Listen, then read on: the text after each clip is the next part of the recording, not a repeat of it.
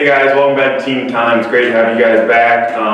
This week we have a special guest, Javette. He's going to be coming up here shortly. But I want to encourage you guys to subscribe to our YouTube channel, which we're trying to get going so we can start doing that live on YouTube after we have to get so many subscribers or something like that. I don't claim to be the expert on that, but that's what I've heard or been told. So just make sure you guys do that, and if you have any questions, hit us in the comments or whatever. So without further ado, Javette. Thank you for the introduction. I'm just happy to be here. Today I'm going to be speaking on, is Jesus rubbing off on you? Throughout our lives we have a bunch of people who we encounter with, and they influence our lives with just the way that they act. Everybody has an influence on us, doesn't matter who they are, whether it's your teachers, your friends, your siblings. Everybody has an influence and crafts you to be the person that you are. One of those influences, like I said, was your parents. You can see from a very young age how a child acts, and the way that they act reflects on their parents. Their parents are the person that instills characteristics into them, whether they're a good listener, whether they are very energetic and they go outside. It's mainly the parents that instill their characters, beliefs, and values into them. Another person that influences your life, I can speak for this, is your siblings. Whether they're always there to protect you, always there watching over you, always making sure that you're walking across the right path. You can always count on your sibling, and you always look up to them and to try and grab things from them, so they influence you a lot also. But the main influence that should be in your life is Jesus Christ, because he was the best influence that could ever be, because he was a perfect person. One of the examples of that is Acts 4. In Acts 4, there was an instance where Peter and John came back to the village where they were, and all the people around them noticed that they were so confident. And before they left, these were people that were regular laymen, uncultured, unintelligent, things like that, where they were just lowly people. And they come back and they speak with such vocabulary where it's like, whoa, where did these guys go? Where did these guys come from? It's like they came from Harvard, even though Harvard wasn't a thing back then. But what the big difference in them was they spent time with Jesus Christ. And when you spend time with Jesus Christ, he starts to rub off on you.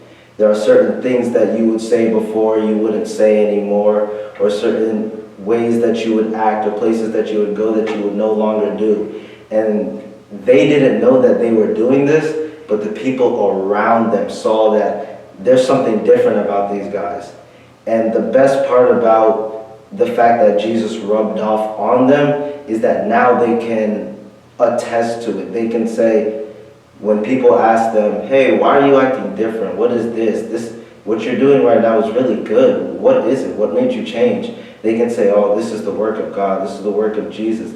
Jesus led me to this point.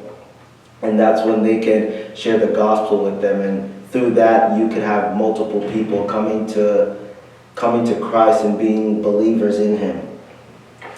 It also said, another thing that Jesus does is he loves everybody. Jesus never looked down on any person because of what they were or who they were, what they had done in the previous past. Everybody was on an even playing field because he all looked at us one way, and that's as sinners. We're all equal. No sin is greater than another sin. We're all just equal on a level playing field. In Hebrews 12:14 it says, follow peace with all men and holiness, with which no man shall see the Lord. Jesus loved everybody. There wasn't anybody that was not able to receive Jesus' love.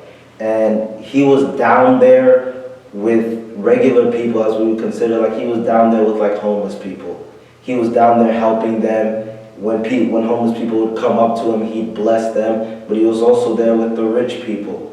He was there having feasts with them. He never discriminated on any type of economic status, any type of anything. Everybody was the same person to him, and he opened his arms to receive anybody who wanted to come up with him. And then a third instance of when Jesus is rubbing off on you is you should try and remove yourself from bad situations. because Jesus understood his leadership position. He was there to be a servant of people and not boss people around. When he was there, he was helping the people he was with, but also helping the people that were coming to him. He never tried to delegate people to, oh, I'm too good for this person, you go and help them because I have better things to do with my time. He always wanted to make time for all of his children. He said, bring the children to me. This is a man who was greatly influenced by the environment he was in. He always prayed for people. There were always people on his mind. He was never about himself.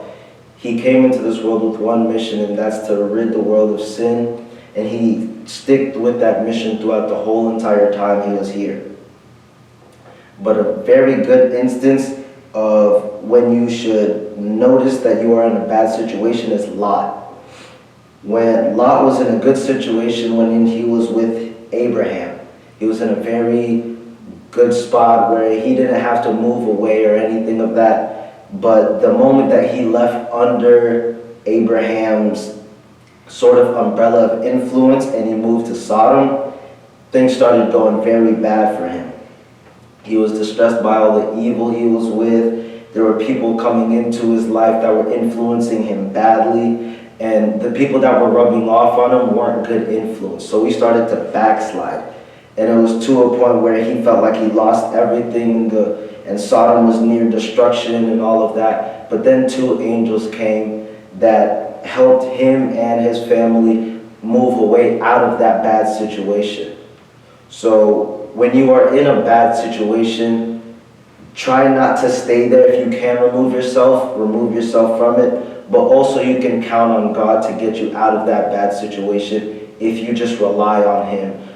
Try and do it yourself, but also don't completely rely on yourself to it, because we have somebody over us, and that is Jesus Christ, who is watching over us and will remove us from any situation that we cannot handle.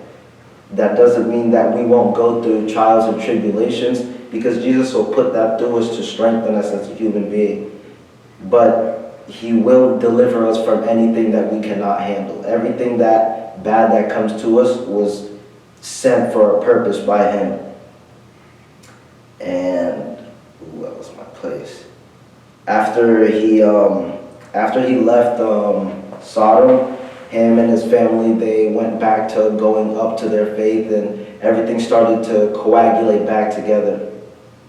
So I say that with saying this. I leave you with this question of, is Jesus rubbing off on you? Because there isn't a way that you cannot be influenced by someone. Somebody is influencing you. And there's two big influences in the world. It's Jesus Christ and the devil. And it's not any gray area, it's black and white. You're either being rubbed one way or you're being rubbed towards the other. The devil has a claim on this world. So when you try and pursue the things of this world, like the fancy cars, a lot of money, all the stuff that Hollywood and all those things portray, you're being rubbed towards the devil, because he is the prince and power of the air here. He owns this world.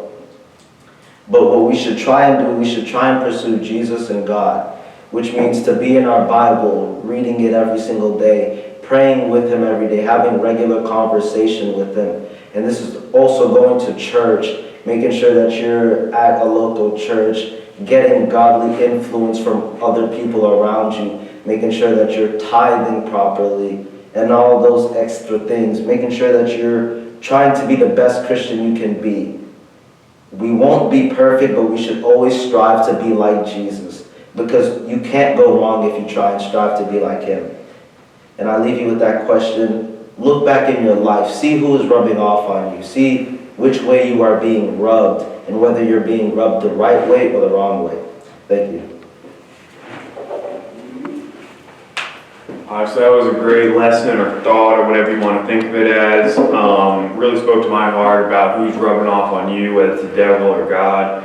And God is supposed to be the one that's rubbing off on you. Very great thought, in my opinion. You guys may have other opinions, but I thought it was good. So just make sure you guys hit that subscribe button. If you have any questions, just hit us up in the comments. And that'll be it for tonight. Thank you guys for watching. got turned over pretty quick. Good job, Jay Betts. How long?